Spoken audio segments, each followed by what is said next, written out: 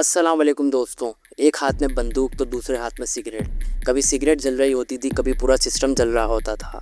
ये कोई फिल्मी सीन नहीं है, बल्कि ये कराची की अपनी कहानी है। 156 से ज़्यादा पुलिस इनकाउंटर, लेकिन सवाल ये है क्या ये सारे कानूनी थे, हीरो या फिर विलन। आज की इस वीडियो में हम एक ऐसे ऑफिसर के बारे में बात करने जा रहे हैं जिसे आधी से ज़्यादा आवाम हीरो मानती है, तो कुछ लोग उसे विलन भी समझते हैं।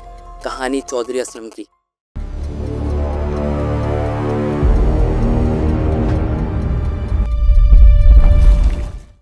मुझे डराना चाहते हैं कि मैं इन चीज़ों से बाज आ जाऊंगा। मैं इनकी नस्लों को, इन्होंने शेर के मुंह में हाथ डाला है, इनकी नस्लें भी याद रखेंगी कि इनको कौन मिला है।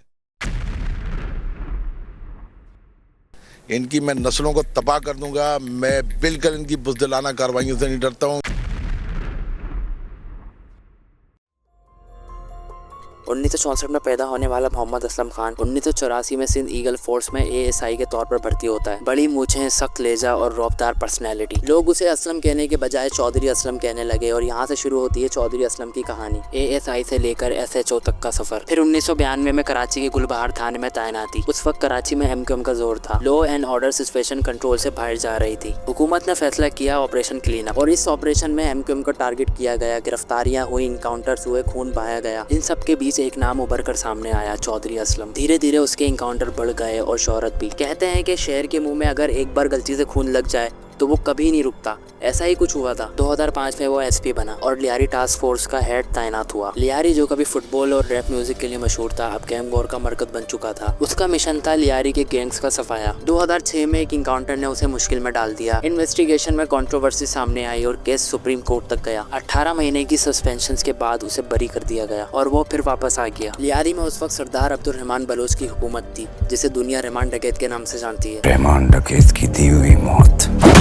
बड़ी कसाई होती है। किडनैपिंग, स्मगलिंग, टारगेट किलिंग सब उसके इशारे पर होता था। पॉलिटिकल सपोर्ट भी हासिल थी। और फिर 2009 में एक पुलिस ऑपरेशन शुरू होता है। ऑपरेशन के 2 से 3 दिन बाद एक खबर आती है कि रहमान डकैत पुलिस इनकाउंटर में मारा गया। तस्दीक चौधरी असलम ने खुद की।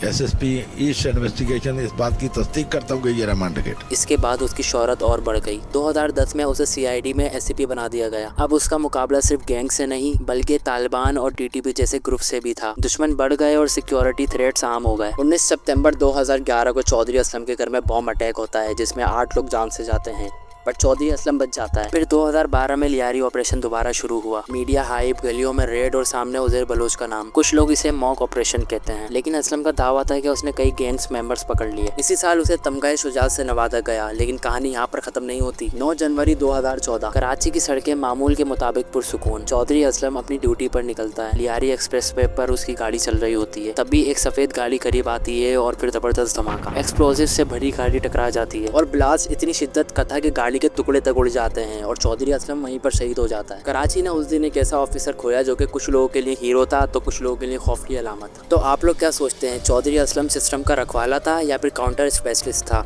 कमेंट सेक्शन में अपनी राय का इजहार जरूर करें। तो ये थी कहानी कराची के सबसे बड़े कंट्रोवर्शियल ऑफिसर की। अगर वीडियो अच्छी लगी हो तो वीडियो को लाइक करें, चैनल को सब्सक्राइब करें। मिलते हैं नेक्स्ट वीडियो में। अपना बहुत सारा ख्याल रखें। अल्लाह हाफिज़।